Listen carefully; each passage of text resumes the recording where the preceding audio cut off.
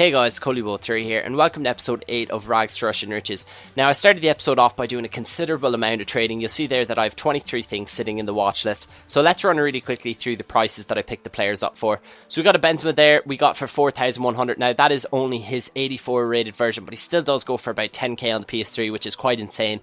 We also got an Ashley Young there for 2,200, which is a very, very good price for him. Also, Van Persie for 16k. And guys, while the prices run really quickly through on the players, I will be picking out a couple of bargains in particular, but I will be talking to you guys about why I'm trading with these particular set of players, also how I pick the players up and what times I pick them up at, because I know that is the question that is on a lot of your guys' mind, and you do ask that in all my videos, so I will be answering them questions.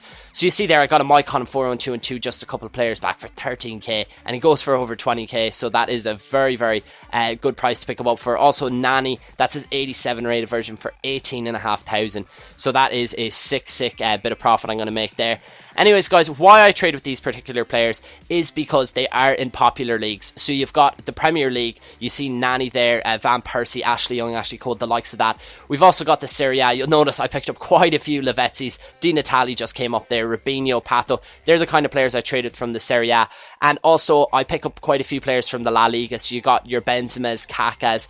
You can see them just coming through there. I've also picked up a couple of Sanchez's, and and I also dabble with some Bundesliga players too as well. Now, the reason why I go for these players in particular is because people are building teams around these leagues, these players, and they do sell so quickly. So if you put these up for the lowest bin, they're not going to be sitting around, whereas if you picked up some players from some really random leagues, and also maybe some silvers and bronzes, they won't sell as quickly, and it takes that bit longer to sell them on, and you've got your money tied up. So I find when you trade with these players, it's quick, it's fast trading, and it's effective, and you do make your profit, which is great. So you'll see there, I sold Nani for 28k, so that was just over an 8k profit, which is amazing. I also sold on the Sanchez there for 8k, the 4-3-2-1, and there's Van Persie, who I made just around 5k profit off by selling for nearly 24,000. So guys, the next thing is how I pick these players up. That's probably the one thing you are wondering as well. And how I picked them up was very simple. I was using the buy low, sell high method. And I know you guys think it is getting quite repetitive, but don't worry, I've got a brand new technique that I was telling you about in, I think, the last episode that I will be showing you tomorrow. And then I've also got a new one that I'm kind of in the process of working and just trying to perfect it, so I will be bringing that out a couple of episodes later. So exciting times in terms of different techniques, but the buy low sell high method is tried, tested, proven, and it just works, guys. You'll notice I'm on 230,000 coins now, so that is a 79k profit that I made just on this one session, and it was only after one night, so I was very happy about that. Turning my money from 150,000 up to 230,000 is amazing. So yeah, how I picked them up was the buy low sell high method. If you don't know what that is, guys, go check out episode 2 of the series. It will be I'll leave a link in the description below and you can go check that out. So that's how I picked them up. And finally, you want to know what times I picked them up at. So guys, I live in Ireland, so it would be GMT time, so that's Britain and Ireland. And I picked them up between about 2 a.m. to 6 a.m. I know my body clock's really messed up, so that's why I am up that late. And I picked them up around 2 a.m. to 6 a.m. because there isn't much people online at that time, and many people are asleep. But guys, don't worry, that's not the only time you can pick them up at. During the day, I'd say from about 9 in the morning till about 2 in the evening, when everyone's at work and school, you can go pick them up as well. So yeah, they're the times that I picked them up, guys, for you that are wondering. And yeah, I decided to treat myself because I did make such a nice amount of profit. I picked up a Mate, I also picked up a Alex and David Luiz, and they were quite expensive, but again, guys, 4-on-2 and 2 and PS3 means that I am going to be spending quite a considerable amount picking up some of these guys. So we got Alex as our first centre back. He's not the paciest, but good defending, good heading, and he was solid all around. But the main man there, David Luiz, he's just as good on the PS3 as he is on the Xbox. Love playing with him. Just one of the best centre backs of the game, and I must have said that at least 5 to 10 times throughout all my videos on YouTube. But we also picked up Mata. Now that was only his 85 rated version, but we did get him for quite cheap.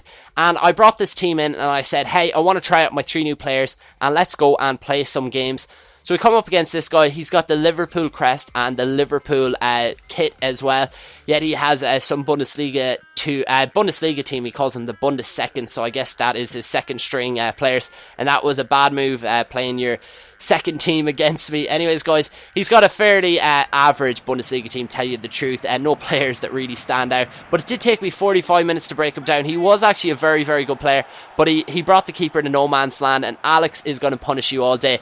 And literally 2 goals right before half-time killed this game off. It was such a tight game.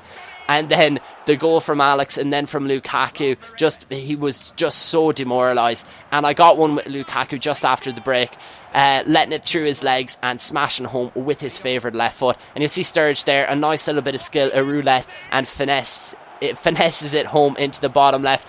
And it was game over at this point. It was 4-0, 90th minute. But I said, hey, Ramirez wants to get on the score sheet. That's what he does. He fires it home into the bottom left. 5-0.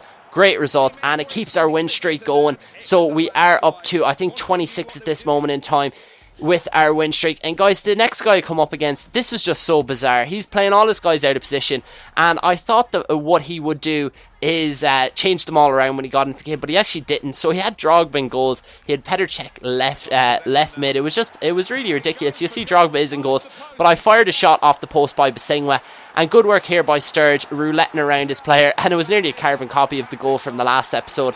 And he was actually just skilling around with Drogba in the goals, and I was there tracking him with David Luiz, and this was only after about 15 minutes. You'll see the time there, and I was wondering why he was just playing so weird. He had the weird team, and yeah, you'll see here, I hit it off the post, and he just fires it into his own net with Bale. This was such a bizarre game, guys. And that was after 15 minutes, and straight away from the kickoff, he does a bit of skill, and he does you fake or bone it, and then he just quits. Like, I was really just confused by what he was doing with that team, and I don't know, guys. I'm not even going to go into too much detail, but you'll see there we do continue on our win streak, so it is going really, really well. We are up to 27 games we've won in a row, so hopefully we can make it 28 with this. And he was coming up against guy 5 at the back. Look how sweaty that is. He's got Ogbonna, he's got Abate. A lot of great fast players at the back, and Cavani was breaking my heart during this game. You'll see there, he scores the goal, first goal after 33 minutes, and I just piled players forward because I wasn't used to being behind, seeing as I was on such a good winning streak.